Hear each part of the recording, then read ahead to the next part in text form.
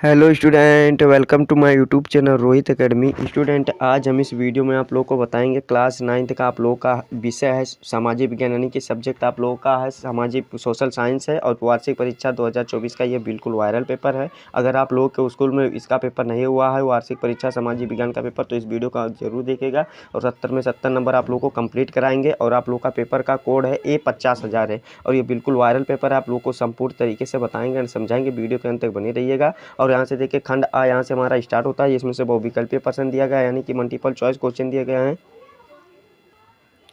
तो यहाँ पर खंड आ यहाँ हमारा स्टार्ट होता है, जिसमें से मल्टीपल चॉइस क्वेश्चन दिया गया है। इसमें पहला क्वेश्चन पूछा गया, फ्रांस की महिलाओं का मताधिकार प्राप्त हुआ था।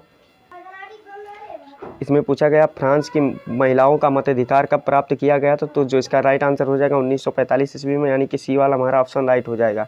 ठीक, फिर अगला क्वेश्चन दूसरा वाला क्वेश्चन पूछा गया है कि उग्र भीड़ ने वास्तिल के किले को धावा बोला था, यानी कि कब धावा बोल दिया गया था, तो इसका जो राइट आंसर हो जाएगा हमारा 14 जुलाई 1889 में, यानी कि हमारा कौन सा डी वाला ऑप्शन इसका राइट आंसर हो जाएगा। ठीक, फिर अगला क्वेश्चन तीसरा वाला हमारा पूछा गया है क्रांति से पूर्व रूस के अधिकांश जनता का व्यवसाय था, यानी कि क्रांति से पहले रूस के मतलब जो जनता थे उनका व्यवसाय कैसा था, हमें यह बताना। तो इसका जो राइट आंसर हो जाएगा कृषि पर निर्भर थे, यानी कि जो एग्रीकल्चर है उसी पर निर्भर थे। हमारा सी वाला ऑप्शन इसका राइट आंसर हो जाएगा। फिर अगला क्वेश्चन चौथा वाला दिया गया है कि किसी देश ने द्वितीय विश्व युद्ध में परमाणु बम का प्रयोग किया था, यानी कि परमाणु बम का किसने यूज किया था, तो संयुक्त राज्य अमेरिका ने किया था, यानी कि हमारा कौन सा ऑप्शन इसका राइट आंसर हो जाएगा, बी वाला ऑप्शन हमारा सही हो जाएगा।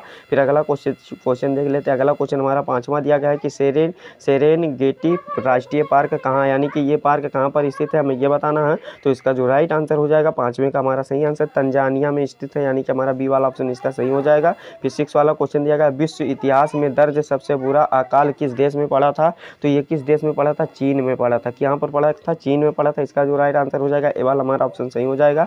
जितना भी क्वेश्चन बता रहे हैं सभी आप लोगों के लिए इंपॉर्टेंट है और ईयरली एग्जाम के लिए इंपॉर्टेंट है, और यही सब क्वेश्चन आप लोगों को भी उसको स्कूल में पेपर में देखने को मिलेगा। सातवां क्वेश्चन पूछा गया, दक्षिण अफ्रीका में हाल ही में स्थापित लोकतंत्र के प्रथम राष्ट्रपति थे, यानी कि राष्ट्रपति कौन थे, हमें ये बताना है। तो ये थे नेल्सन मंडेला थे, यानी कि कौन थे, नेल्सन मंडेला थे, जो हमारा कि ए वाला ऑप्शन इसका सही आंसर हो जाएगा। फिर अगला क्वेश्चन देखिए क्या पूछा गया, आठवां क्वेश्चन पूछा गया, भारत का राष्ट्रपति चुने जाने के लिए न्यूनतम आयु होती है, तो कितनी आयु होती है, 35 वर्ष होती है, यानी कि हमारा कौन सा बी वाला ऑप्शन इसका राइट आंसर हो जाएगा। फिर अगला क्वेश्चन पूछा गया है कि गुआंतानामो जेल कहाँ पर स्थित है, तो ये कहाँ पर स्थित है, क्यूबा में स्थित है, यानी कि हमारा बी वाला ऑप्शन इसका राइट आंसर है। ये जेल जो है क्यूबा में है। ठीक, फिर 10 वाला क्वेश्चन पूछा गया, भारतीय नागरिकों के मौलिक अधिकारों का अंतिम रक्षक कौन है, यानी कि इसके मौलिक अधिकारों का अंतिम रक्षक कौन है, यानी कि इसका रक्षा करने वाला कौन है, तो उच्चतम न्यायालय है। कौन सा है, उच्चतम न्यायालय है, यानी कि हमारा ए वाला ऑप्शन इसका राइट आंसर हो जाएगा। ठीक, फिर अगला क्वेश्चन 11 वाला देखिए क्या पूछा गया, बंगाल की खाड़ी में स्थित केंद्र शासित प्रदेश है, यानी कि बंगाल की खाड़ी में स्थित केंद्र शासित प्रदेश कौन सा है, हमें ये बताना। तो इसका जो राइट आंसर हो जाएगा हमारा डी वाला ऑप्शन इसका राइट आंसर हो जाएगा, अंडमान निकोबार द्वीप समूह है। ठीक है, डी वाला ऑप्शन हमारा इसका सही आंसर हो जाएगा। फिर अगला क्वेश्चन देखिए क्या पूछा गया है। अगला क्वेश्चन जो हमारा कौन सा है, देखिए 12 वाला क्वेश्चन पूछा गया है कि कुल्लू घाटी किस राज्य में है, यानी कि जो कुल्लू है वो किस राज्य में, हमें ये बताना है इसका। तो इसका जो राइट आंसर हो जाएगा, कुल्लू घाटी कहाँ पर स्थित है जानते हैं, 12 का जो सही आंसर हो जाएगा हिमाचल प्रदेश में स्थित है, यानी कि ए वाला हमारा ऑप्शन सही हो जाएगा। ठीक, फिर अगला क्वेश्चन 13 वाला पूछा गया, भागीरथी किस नदी का मुख्य धारा है, जो भागीरथी है वो किस नदी का मुख्य धारा है, हमें ये बताना इसमें। तो इसका जो राइट आंसर हो जाएगा डी वाला हमारा ऑप्शन राइट हो जाएगा, गंगा नदी का है। किस नदी का है, गंगा नदी का है, यानी कि डी वाला हमारा ऑप्शन सही हो जाएगा। फिर अगला क्वेश्चन पूछा गया, भारत की जलवायु कैसी है, तो भारत की जलवायु जो है मानसूनी है। कैसी है, भारत की जलवायु मानसूनी है, ए वाला हमारा ऑप्शन इसका राइट आंसर हो जाएगा। फिर 15 वाला देखिए क्वेश्चन क्या पूछा गया है कि जनसंख्या वृद्धि का कारण है, यानी कि जनसंख्या वृद्धि का क्या क्या कारण होता है, तो इसका राइट आंसर इनमें से सभी हो जाएगा। यानी कि देखिए जनसंख्या का वृद्धि, गर्म जलवायु भी होगा तब भी होगा, और मृत्यु दर घटना भी होगा, और फिर मनोरंजन के साधनों में कमी जब आएगी तब भी होगा, यानी कि डी वाला हमारा ऑप्शन इसका राइट हो जाएगा। फिर अगला क्वेश्चन 16 वाला पूछा गया है, उत्पादन के कारक हैं, यानी कि उत्पादन के कारक कौन है, हमें ये बताना है इसमें। तो इसका जो राइट आंसर हो जाएगा 16 का सही आंसर हमारा डी वाला ऑप्शन राइट हो जाएगा, इनमें से सभी हो जाएगा। ठीक, फिर अगला क्वेश्चन देखिए क्या पूछा गया है, 17 वाला क्वेश्चन कि निर्माण उद्योग किस क्षेत्र के अंतर्गत आते हैं, यानी कि ये किस क्षेत्र के अंतर्गत आते हैं, हमें ये बताना है। तो 17 का राइट आंसर कौन सा हो जाएगा, हमारा बी वाला ऑप्शन राइट हो जाएगा, द्वितीय क्षेत्र के अंतर्गत आते हैं। ठीक, फिर अगला क्वेश्चन पूछा गया, स्वर्ण जयंती ग्रामीण रोजगार योजना शुरू शुरू की गई थी, यानी कि ये योजना कब शुरू की गई थी हमें ये बताना है। तो 18 का जो राइट आंसर हो जाएगा हमारा बी वाला ऑप्शन राइट हो जाएगा, 1919 ईस्वी में शुरू की गई थी। ठीक, फिर अगला क्वेश्चन देखिए क्या दिया गया है। अगला क्वेश्चन जो हमारा 19 वाला, निम्नलिखित में से उत्पादन स्थिर साधन है तो कौन सा होता है? भूमि होता है। क्या होता है? भूमि होता है, यानी कि जो हमारा ए वाला ऑप्शन इसका राइट आंसर हो जाएगा।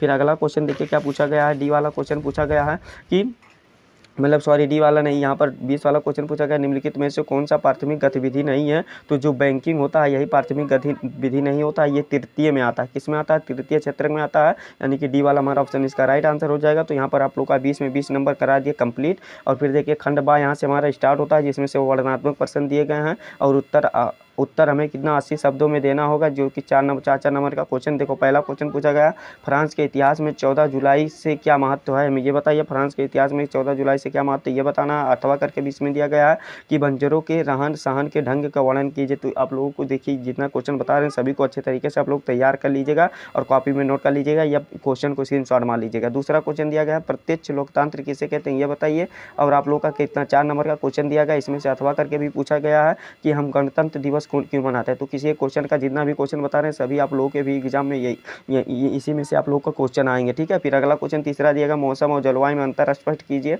4 नंबर का ये क्वेश्चन पूछा गया, इसमें ऑफर आप लोगों के लिए दिया जाएगा, जनसंख्या वृद्धि को नियंत्रित करने के 4 उपाय बताइए। तो ये वाला भी 4 नंबर का रहेगा। फिर चौथा क्वेश्चन पूछा गया,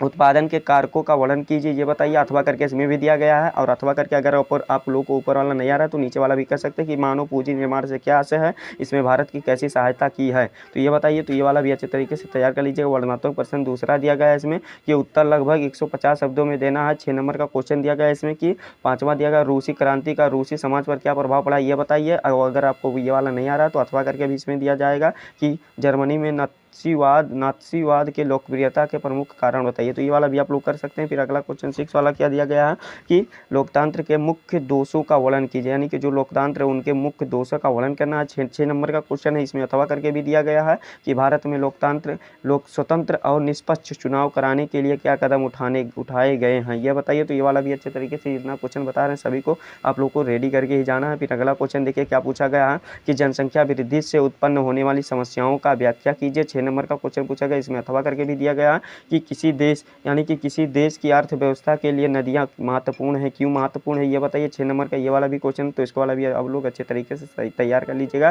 फिर अगला क्वेश्चन दिया गया है कि भारत में निर्धनता यानी कि गरीबी की कारणों को विवेचना कीजिए, यानी कि उस पर चर्चा करके विस्तार पूर्वक से बताइए। और ये अथवा करके बीच में दिया गया है, अगर आपको ऊपर वाला नहीं आ रहा तो नीचे वाला ये वाला कर सकते हैं कि मानव पूंजी निर्माण स्वास्थ्य को भूमिका को स्पष्ट कीजिए। तो ये वाला भी कर सकते हैं। ठीक, फिर और देखो यहाँ पर आप लोग का वर्णनात्मक प्रश्न इंड होते हैं और यहाँ पर मानचित्र संबंधित प्रश्न दिया गया, यानी कि जो आप लोग का मैप वर्क होता है ये वाला दिया गया है। इसको वाला भी आप लोग समझ लीजिए अच्छे तरीके से।